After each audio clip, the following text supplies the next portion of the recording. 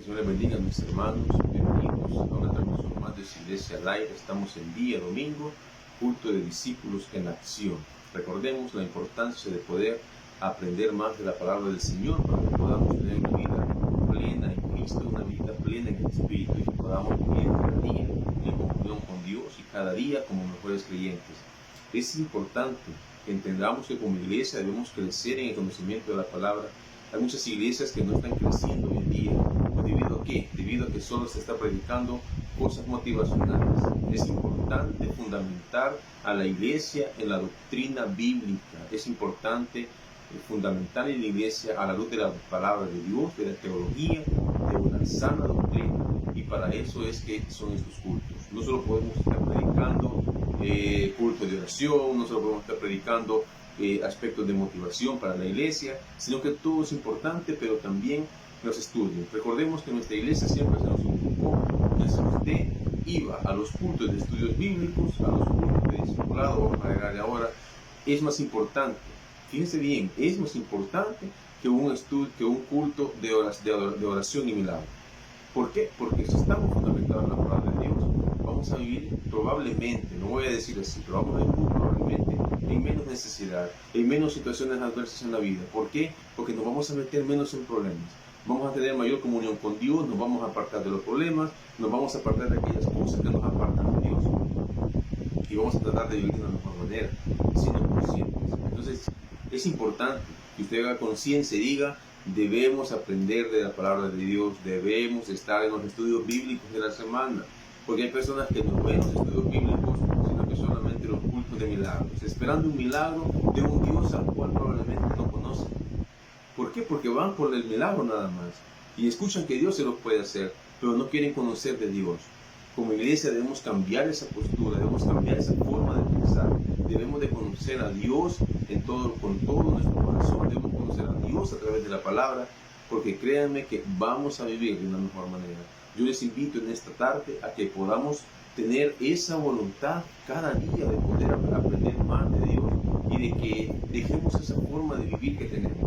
¿Cuántas iglesias ahorita han quedado con un mínimo de miembros? ¿Por qué razón?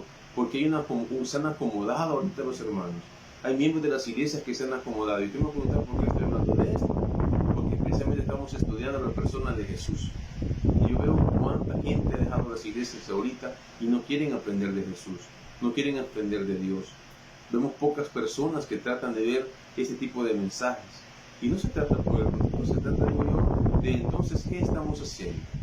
Como iglesia debemos reflexionar, como iglesia debemos entender que Dios trata y ha tratado siempre con nosotros de muchas formas.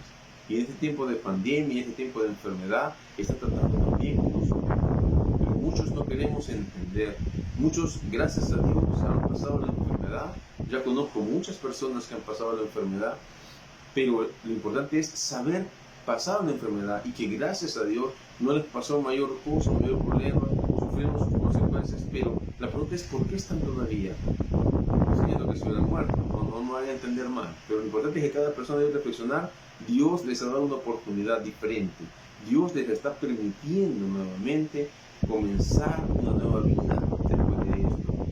Y es importante entonces que reflexionemos y que no nos apartemos de la mano de Dios y que caminemos con las manos de Dios. No solamente escuchar un mensaje y decir qué bonito estuvo el sermón, pero hasta ahí nos quedamos. Entonces es la invitación en esta hora, en este domingo, a que usted pueda apartarse de todo aquello que lo aleja de Dios y acercarse más a Dios. Vamos a leer el Salmo 67 en esta hora, antes de iniciar con el mensaje, la segunda parte de Conociendo a Jesús. Y así vamos a ir conociendo muchos aspectos, muchas cosas de Jesús.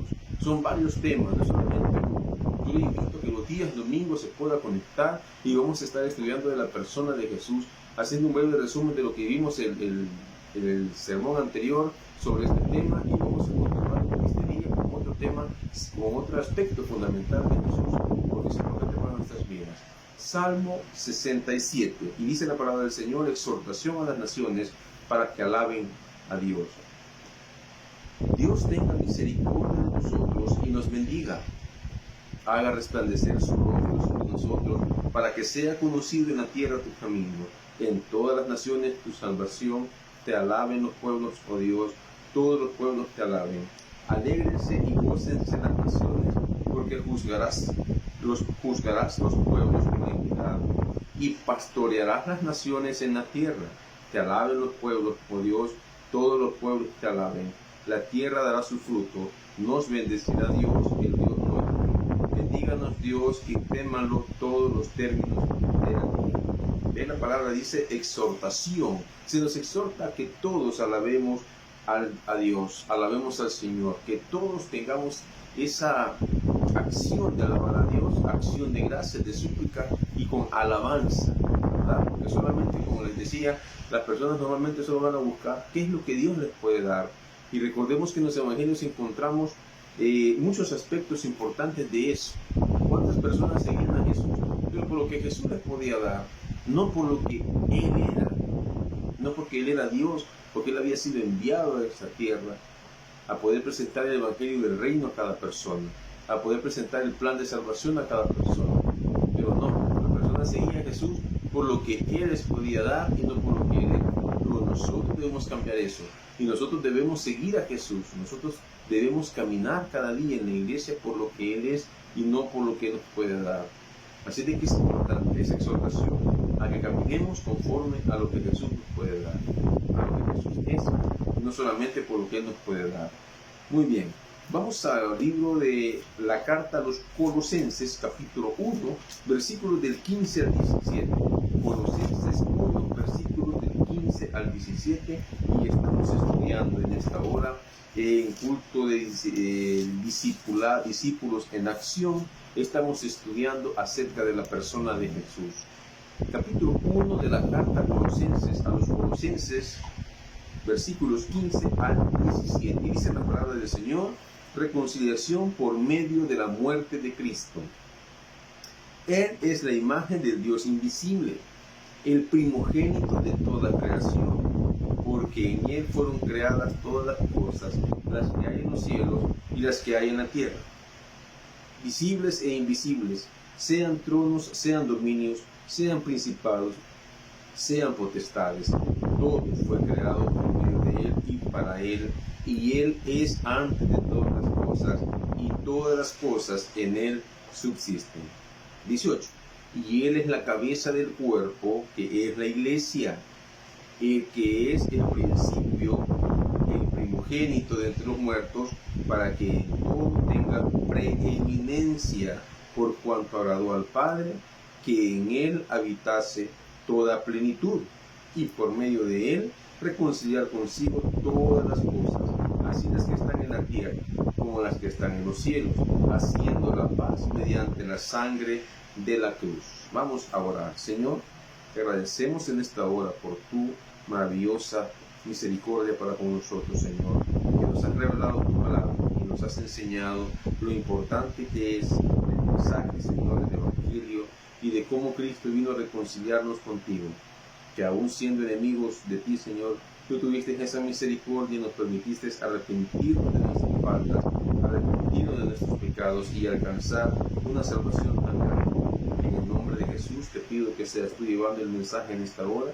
Te pido, Señor, que lleves este mensaje tú, Señor, a cada persona que mira a través de una pantalla, Señor, para que seas trayendo el fruto que de ella tú has determinado conforme a tu voluntad. En el nombre de Jesús, amén. Muy bien. Para hacer un breve resumen, estábamos estudiando lo que es Cristo. Como cristianos nos consideramos cristocéntricos, decimos. Como iglesia nos consideramos cristocéntricos, bibliocéntricos. ¿Qué quiere decir? Que todo lo que nosotros enseñamos, lo que nosotros hacemos, lo que nosotros predicamos, gira alrededor de la persona de Cristo. Y además gira alrededor de la Biblia. Todo lo que enseñamos tiene su fundamento en la palabra de Dios, no en lo que el pastor piensa, en lo que el pastor cree, en lo que espiritualmente considera que debería de ser, sino que todo está fundamentado en la revelación especial que es la palabra de Dios. Por esa razón nos consideramos cristocéntricos, nos consideramos bibliocéntricos. Así es que las personas están dispuestas. Veíamos entonces que Cristo en el primer siglo, Él predicaba y enseñaba. ¿Pero qué predicaba? Predicaba acerca de la palabra de Dios, de la ley en el Antiguo, que era el Antiguo Testamento en aquel entonces, no existía el Nuevo Testamento, y que había muchas personas que estaban dispuestas a dar su vida por él, y que ahora yo preguntaba, ¿cuántas personas están dispuestas a dar su vida por Jesús? Si apenas si quieren ir a la iglesia, si apenas quieren conocer acerca de la palabra de Dios, apenas quieren leer la Biblia, apenas quieren poder ir a un culto a la semana en algunos casos. ¿Cómo estaríamos dispuestos a dar nuestra vida a Él? Si eso es parte del sacrificio y del esfuerzo. La persona dice que tengo mucho que hacer. Me recuerdo aquel mensaje cuando la muerte de Lázaro, de las hermanas María y Marta, Jesús llega tarde y entonces Él se sienta a enseñarles y Marta se afanaba haciendo las cosas. Y Jesús le dijo, Marta, Marta, si supiera lo que estás perdiendo de acá, ¿verdad? O sea, la enseñanza de Jesús. Y estaban reclamando y le decían, ¿por qué viniste tarde? Nuestro hermano ya murió. Jesús no llega tarde. Jesús llega en el momento oportuno. Jesús resucitó a Lázaro porque Él quería enseñarles y darles una lección. Dios llega en el momento oportuno y no cuando nosotros queremos que llegue. Nosotros, nuestra responsabilidad es esperar la respuesta de Dios. Y Él va a llegar en el momento oportuno, en el justo momento en que nosotros debemos de recibir la bendición, debemos recibir la respuesta, Él va a llegar. Y eso lo debemos de reconocer y lo debemos entender. Ahora, ¿sabían cuán maravilloso era obedecer a Dios? ¿Sabían cuán maravilloso que era estar en una postura o en una posición en que es más importante lo que Dios piensa de mí que lo que los hombres piensen o quieran hacer de mí? Es más importante lo que Dios piense de mí, eso nunca se lo olvide. Hagamos las cosas para agradar a Dios. Por eso nos enseña la palabra que todas las cosas debemos hacerlas como para el Señor. Porque muchas veces nos ponemos a cuestionar y decir, es que el hermano tal, es que estas personas, ¿por qué voy a hacer las cosas para ellas? Dice la palabra que todo lo que hagamos debemos hacerlo como para el Señor, porque Él a su tiempo nos podrá recompensar de una manera diferente. No debemos buscar en las personas lo que yo quisiera que me pagaran, lo que yo quisiera que me dieran. Entonces debemos cambiar. Es mejor salir aprobado por Dios que salir aprobado por los hombres y reprobado por Dios. Nunca se olvide eso. También veíamos entonces sus nombres. Y hablábamos que Jesús viene de la palabra hebrea que significa salvación. ¿Ven? Es importante, salvación o salvador. Jesús, Josué, vienen de esa raíz hebrea. Por lo tanto, Jesús, por eso decimos que Jesús es el salvador de todas las cosas, el salvador de nuestra vida, el salvador de todo lo creado. Y acá dice, todas las cosas serán sido reconciliadas en Él. También el mismo se llamó Mesías, enviado de Dios.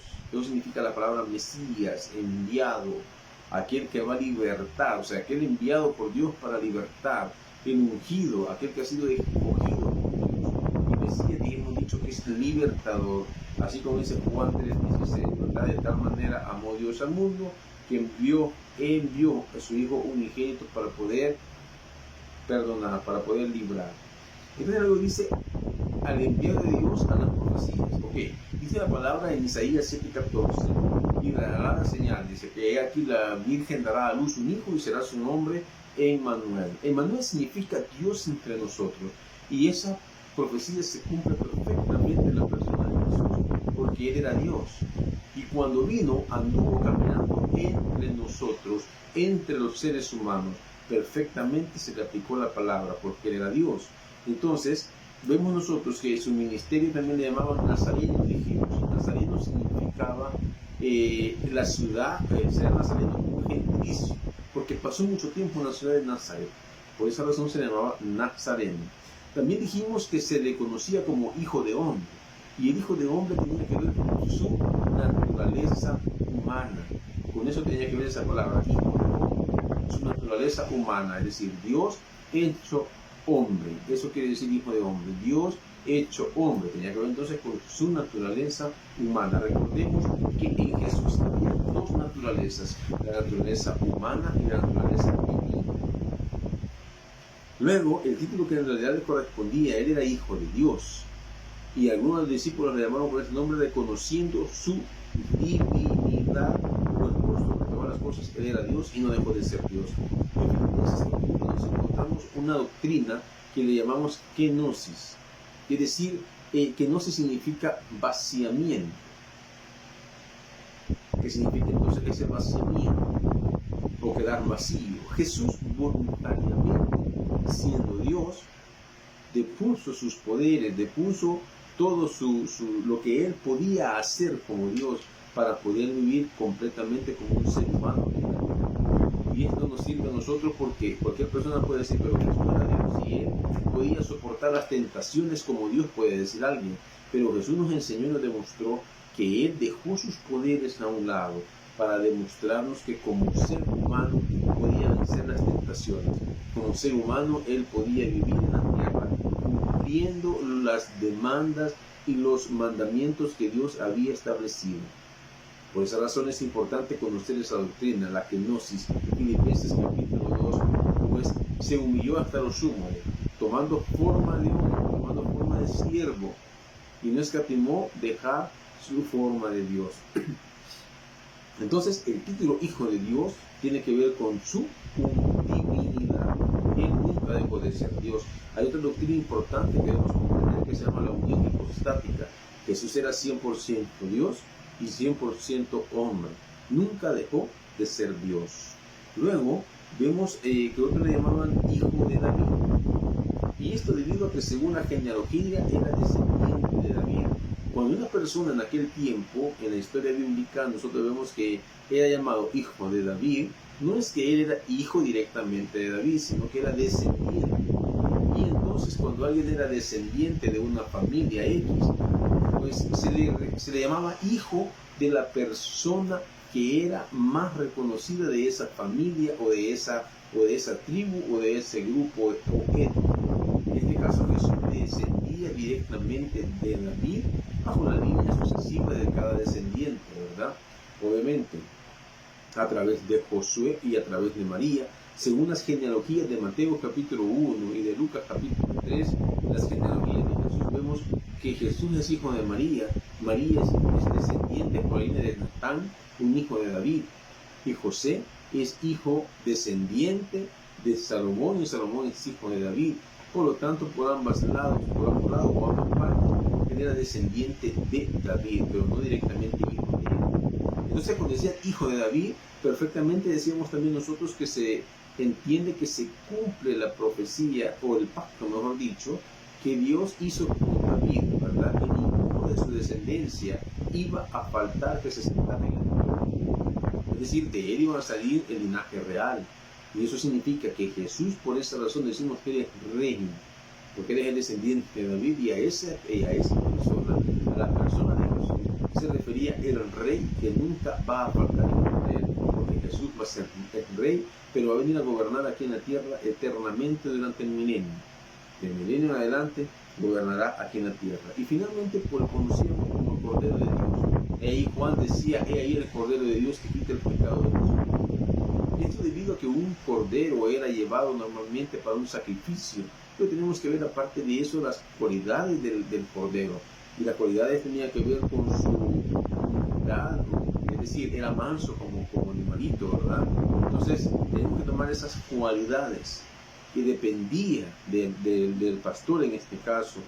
Y entonces Jesús perfectamente debemos entender que era el sacrificio perfecto que Dios había enviado para poder expiar los pecados de toda la humanidad.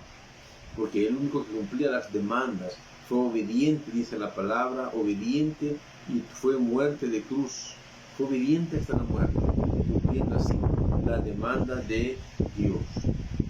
Bien, ahora vamos a ver en Colosenses lo que nosotros conocemos como la preeminencia de Cristo. Cristo sobre todas las cosas. Debemos entender que ante todo lo creado, Cristo es primero. Que ante todo lo creado podemos entender que Él ha hecho las cosas de una manera perfecta, porque ha obedecido en su humanidad, y aún siendo Dios se despojó a sí mismo, pero a Dios le agradó todo lo que Él hizo.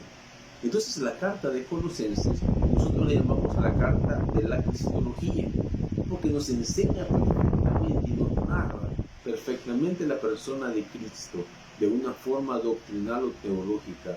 ¿Quién era Él? ¿Qué hizo Él? En ninguna otra se enfoca más este tema como en esta carta, y debido a ello es que nosotros entendemos que la carta de Colosenses nos muestra y nos enseña lo que es la deidad de Cristo. Es ahí que entonces en el pasaje que estamos estudiando ahorita nosotros vemos de qué manera la Biblia nos enseña que era Jesús. Y ojo, hay muchas personas que toman esta carta como una carta que la utilizan para desvirtuar que Jesús era Dios. Y dicen, no, Jesús no podía ser Dios. Pero entonces vamos a analizar nuevamente. Vamos a leer. Dice 1:15. Él es la imagen de Dios invisible, el primogénito de toda creación. Dice la palabra que a Dios nadie le ha visto jamás, porque Dios es espíritu. A Dios nadie le ha visto jamás, porque Él es espíritu. Y entonces debemos entender que según la palabra, dice que Cristo es la imagen de Dios. Cuando nosotros tratamos de entender eso, pareciera ser que no lo captamos, ¿verdad? ¿Por qué? Porque ¿cómo puede ser Cristo en la imagen de algo que no se puede ver? Es ahí cuando nosotros decimos y explicamos que el ser humano tiene una mente finita. El ser humano tiene una mente que no puede captar todo lo que la Biblia nos trata de explicar y enseñar. Es ahí que debemos de creer por fe, que aunque no hayamos visto, aunque no hayamos conocido, debemos dar por hecho que así son las cosas. En pasajes como Juan 1, vamos a leerlo porque es la única forma en que vamos a poder aprender. En pasajes como el Evangelio de Juan capítulo 1, versículos del 1 al 5, vamos a leer este texto para que vayamos entendiendo. Dice Juan 1 del 1 al 5, en el principio era el Verbo y el Verbo era con Dios y el Verbo era Dios. Este era en el principio con Dios. Todas las cosas por Dios fueron hechas, y sin Él nada de lo que ha sido hecho fue hecho. En Él estaba la vida, y la vida era la luz de los hombres. La luz en las tinieblas resplandece, y las tinieblas no prevalecerán contra ella. Me está hablando que el Verbo era Dios, dice, y allá dice en Génesis 1 que Dios dijo en la palabra era la acción, y la acción de crear. Entonces vemos cómo en 1:1:5 nos está hablando, ojo, no dice que es Jesús, claro que no, pero dice que Él es el primogénito. Y ahora voy a explicar esa palabra primogénito para que lo comprendamos y lo entendamos a la luz de la teología. Luego, Filipenses, pero le damos un versículo más, versículo 8, dice, no era Él la luz, sino para que diese testimonio de la luz. Aquella luz verdadera que alumbraba a todo hombre venía a este mundo. Versículo 14. Dice, y aquel verbo, vea, ¿por qué decimos que era Jesús? Porque alguien si solo se queda en el versículo 1 no va a decir, mire, pero ahí no dice que era Jesús. Veamos el versículo 14 siempre del Evangelio de Juan y dice, y aquel verbo se hizo carne y habitó entre nosotros y vimos su gloria, gloria como del unigénito del Padre, lleno de gracia y de verdad. ¿Cómo es posible que aquel verbo se haya hecho carne y haya habitado entre nosotros? Es ahí que tenemos que interpretar la Biblia a la luz de toda la Biblia, no a la luz de un versículo. Existen religiones y sectas, fíjense bien, y esto es parte de la enseñanza que debemos guardar. Existen religiones y sectas que solo toman un versículo y de ese versículo tratan de enseñar algo o hacer doctrina. Entiéndase doctrina, una instrucción, una norma, ¿verdad? A la luz de la Biblia, y eso no puede ser. En la palabra nosotros tenemos que interactuar entre diferentes versículos que hablan de lo mismo, para que nosotros podamos entender si en ese versículo está enseñando o diciendo lo que específicamente nosotros entendemos. En este caso, si el versículo 14 dice que el verbo se hizo carne, pues entonces me está diciendo que habitó entre nosotros y nos enseñó la gloria y tenía una gloria como el unigénito Hijo de Dios. Entonces nadie más puede hacer eso que Cristo. Nadie más puede ser el verbo de Dios. Nadie más puede mostrar la gloria de Dios como el unigénito de Él. Solamente la persona de Jesús. Pero hay personas que dicen que Dios creó a Jesús. Y ya vamos a ver eso también porque es importante la enseñanza de esta tarde. Vamos ahora a Filipenses capítulo 2. Filipenses capítulo 2, versículos del 5 al 11. Entonces estamos estudiando por qué la preeminencia de Cristo. Preeminencia. Sobre todas las cosas. Filipenses capítulo 2, versículos del 5 al 11.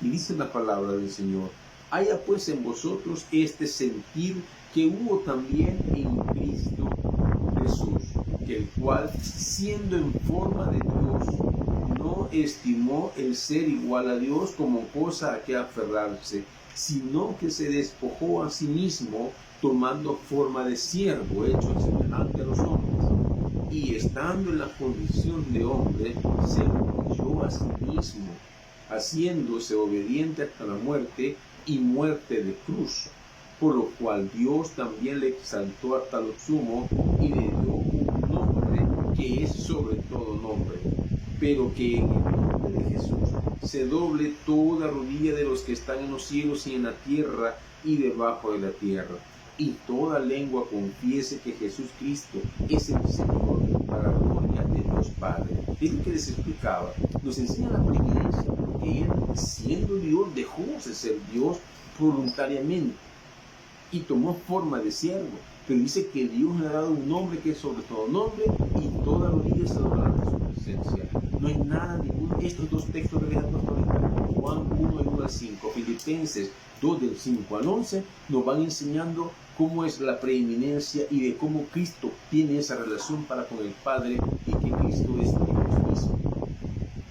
Es importante que vayamos entendiendo y leyendo estos versículos y tratarlo de entender a la luz de lo que la misma Biblia nos enseña y con la ayuda del Espíritu Santo. Recuerden, es por fe que nosotros caminamos y no porque hayamos visto. Veamos otro texto, Hebreos 1 del 1 al 4. ¿Qué nos enseñan estos textos? La preeminencia de Cristo por sobre todas las cosas creadas y la relación que Él tiene con Dios, que son uno solo. Dios y el Padre, uno somos, dijo Jesús. Veamos Hebreos 1 del 1 al 4. Hebreos 1 del 1 al 4. Hebreos 1 del 1 al 4.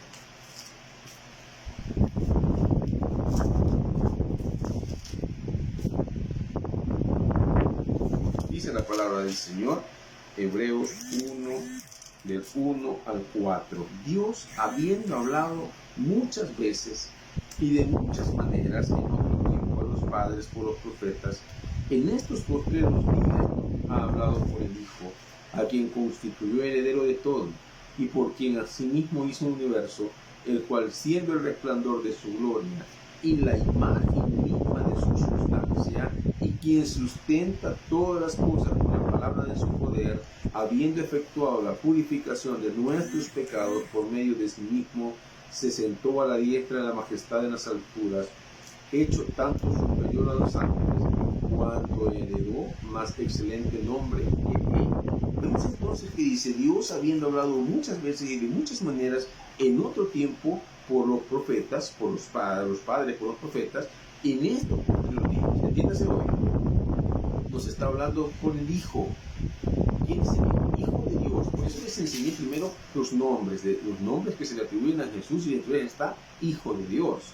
Entonces, por medio del Hijo, a quien constituyó heredero de todo, y por quien así mismo hizo el universo, por Cristo mismo hizo el universo, el cual, siendo el resplandor de su gloria, lo que dice Colosenses, es el resplandor, es la imagen de la gloria de Dios.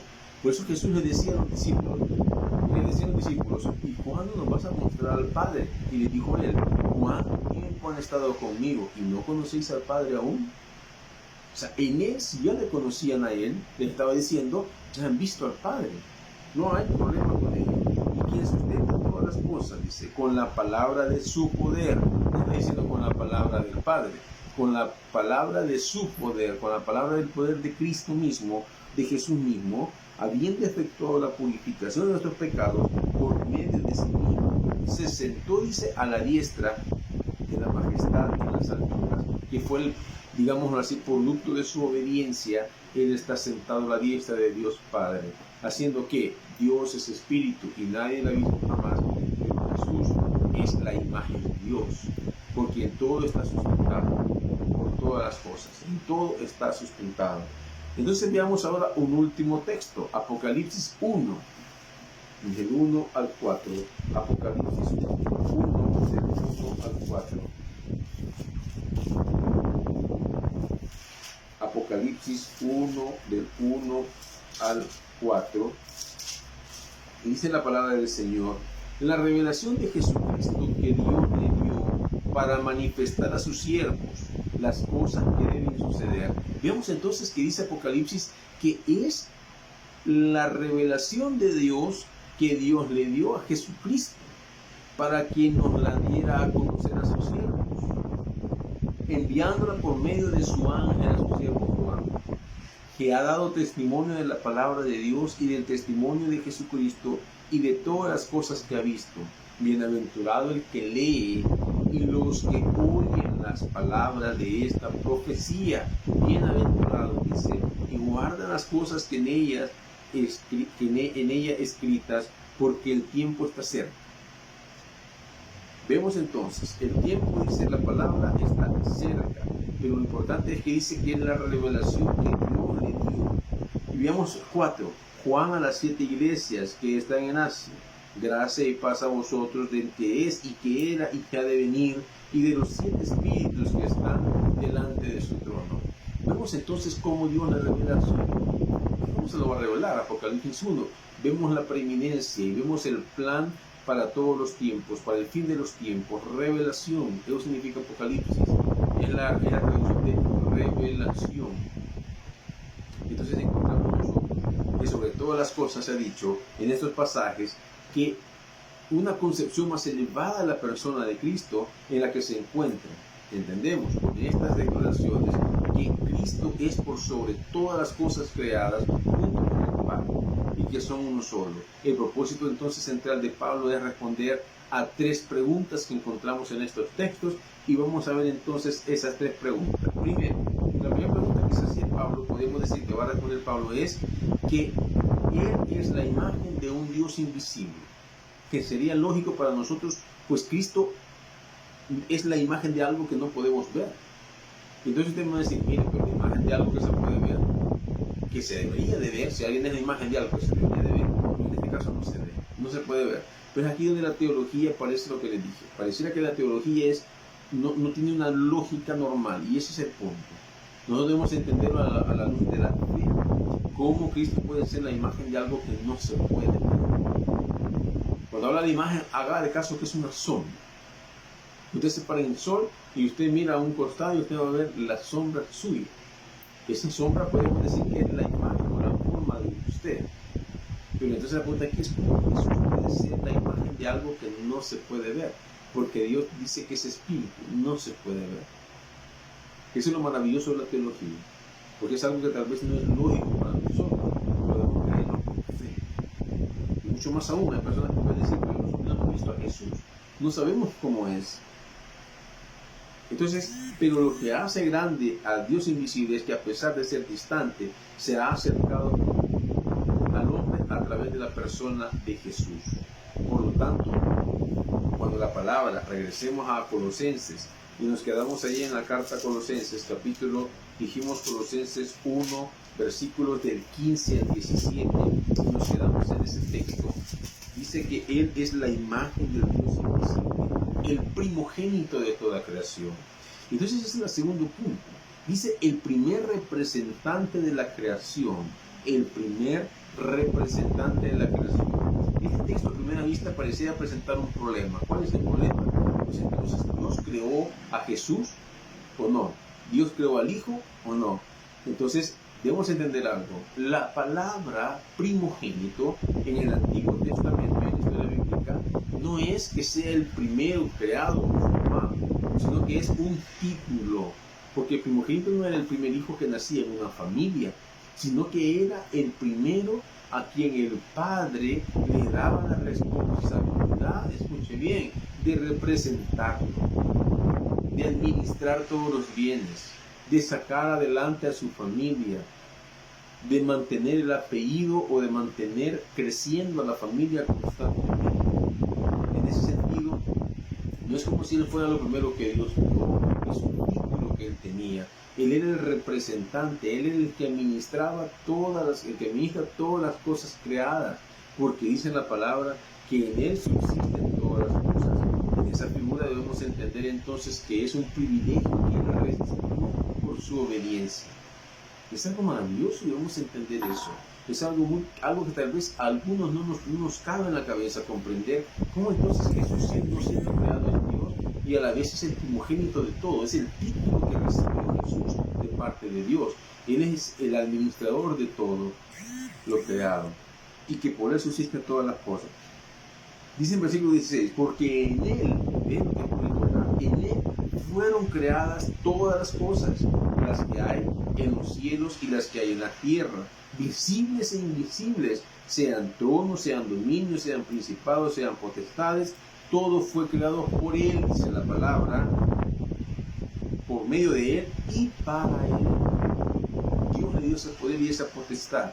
De esta manera el Hijo llegaba a ser el representante, ¿entiendes? El representante de todos, o de todo. Era como el mayordomo, el administrador de todos los bienes. Jesucristo tiene su soberanía sobre la creación porque ella provino de Él mismo. Es lo que debemos entender. Y usted me dice, ¿y eso cómo es posible? Dios le dio esa potestad. Y lo creemos por fe. Sobre Cristo, y en Cristo subsiste todo lo creado. Por eso dice que en Cristo estamos completos nosotros. Entienda eso, en Cristo estamos completos. Póngase a pensar usted, si de Él dependen todas las cosas, ¿qué nos va a hacer falta a nosotros si nosotros dependemos de Él? Si nosotros estamos en Él, confiamos en Él y depositamos nuestra vida en Él. Ve el versículo 17, y Él es antes de todas las cosas y todas las cosas en Él subsisten. Con ese versículo nosotros desvirtuamos toda aquella enseñanza que nos dan algunas sectas. ¿Cuál enseñanza? Que Jesús fue creado. Dice acá la palabra que en Él subsisten todas las cosas y que nada de lo que se haya creado está fuera de Él.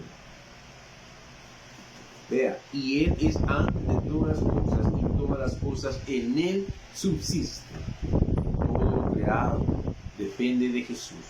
En Él subsisten. Sin Él nada de lo que fuera hecho estaría subsistiendo ahorita, incluyendo nosotros mismos. Por eso es importante que conozcamos de Jesús y que nos acerquemos a Él. Que entreguemos nuestra vida a Él, que en Él estamos completos.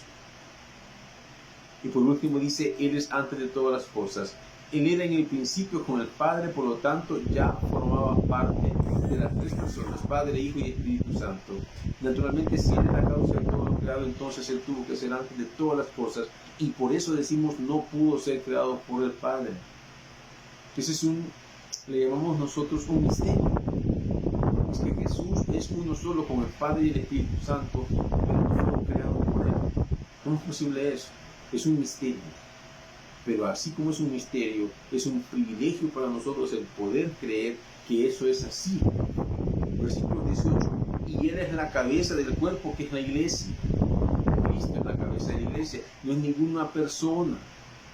Muchos piensan, es que en la iglesia tradicional dicen que el máximo líder de ellos es la cabeza de la iglesia. Aquí dice, versículo 18, y Él, está hablando del primogénito, está hablando del primogénito de Dios. Dice que Él es la cabeza del cuerpo que es la iglesia, el que es el principio, el primogénito de entre los muertos, para que todo tenga preeminencia, todo primero. ¿Quién es el primero y el único que ha resucitado hasta este momento? Solo Jesús ha resucitado. Todos los grandes líderes religiosos han muerto, pero el único que ha resucitado es Jesús. Y eso debemos creer y entender. Dios le dio la preeminencia sobre todas las cosas, la preeminencia sobre la muerte, la preeminencia sobre todo lo creado. Todo depende de Él y es para Él. Por lo tanto, veamos el versículo 19. Por cuanto agradó al Padre que en Él habitase toda la plenitud. Simplemente que nosotros agrademos al Padre. Recuerda, Dios quiere una comunión para con nosotros, que nosotros tengamos una comunión para con Él. Que nosotros vivamos conforme a su voluntad, que nosotros agrademos al Hijo. En la iglesia tradicional me recuerdo que alguien nos enseñaba y nos decía que para ellos María es muy importante más que otras cosas. Pero nosotros en ningún momento atacamos a María, porque ellos nos dicen que ustedes los evangélicos, los cristianos, atacan a María. Nosotros no atacamos a María. Más bien nosotros le podemos decir a la iglesia tradicional, ¿cree usted que usted siendo un padre y usted tiene un hijo, si viene una persona y rechaza a su hijo, ¿cómo se va a sentir usted? Cualquier persona se va a sentir mal, se va a sentir molesta. Entonces se dice a los católicos, de la iglesia tradicional, mire, y si usted rechaza al hijo, usted rechaza a Jesús, hijo de María, a quien ustedes veneran y a ustedes adoran, ¿cómo cree que se sentiría ella si usted rechaza al hijo? ¿Se recuerdan las bodas de Caná? ¿Qué les dijo María cuando hubo acabado el vino de la fiesta, en la boda de Caná? ¿Qué le dijo María a las personas? Hagan todo lo que Él les diga. confíen en Él. María dice. Pero muchos en la iglesia tradicional dicen, yo no puedo porque María es la madre de Dios, dice. Y nosotros debemos venerarla a ella. Pero yo le pregunto a usted, ¿cree usted que María le agradaría que usted rechace a su hijo? Que usted no entregue su vida a su hijo. Así es que yo le invito esta tarde que no rechace a Jesús, que permita que Él entre en su vida, que usted pueda aprender a depender de Él, porque Él es la preeminencia por sobre todas las cosas, y todos subsisten por Él y es para Él, incluyéndonos a nosotros, porque Él dice que es la cabeza de la iglesia y nosotros somos la iglesia. La iglesia es el cuerpo de Cristo. Vamos a orar. Señor, te agradecemos en esta tarde por tu bendita palabra. Te pido en el nombre de Jesús, Padre, que permitas que cada persona que no te conoce, Señor, pueda conocerte en este día y pueda entregar su vida a ti. Gracias te damos por el privilegio que nos da de enseñar tu palabra, por el privilegio que nos da de poder arrepentirnos, Señor, de todo lo malo que hayamos hecho, Padre. Te damos gracias por tu misericordia y tu bondad. Gracias por la vida. Gracias por todo lo que haces, Señor, día a día en nuestras vidas. En el nombre de Jesús, permítenos arrepentirnos de nuestros pecados. Ten misericordia de todo aquel que no te conoce. Gracias te damos, Señor, por el privilegio tan grande que nos has dado de poder ser hijos tuyos, de poder entender que la persona de Jesús debe ser lo más importante en nuestras vidas, porque sobre Él has creado todas las cosas, por Él y para Él, y con su poder todo es hecho. Gracias te damos en el nombre de Jesús. Amén. Y usted, amigo o hermano que no conoce del Señor, yo le invito en esta tarde a que usted pueda entregar su vida al Señor, que ahí donde está, usted pueda presentarse al Señor y pueda hacer esta oración. Padre, reconozco que soy pecador, reconozco que Cristo murió en la cruz por mis pecados.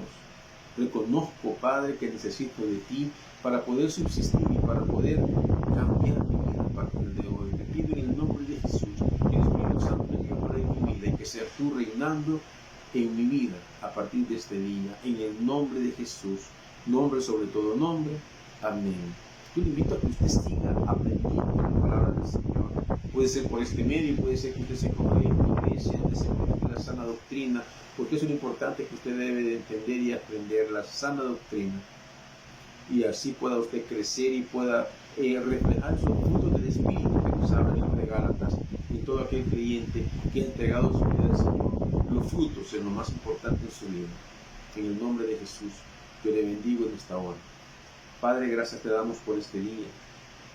Te encomendamos esta semana, Señor, esta semana de labores. Te agradecemos por tu misericordia y tu bondad. Gracias, Padre, por todo lo que haces, y te pedimos por cada predicador, Señor, que va a enviar, Señor, un mensaje.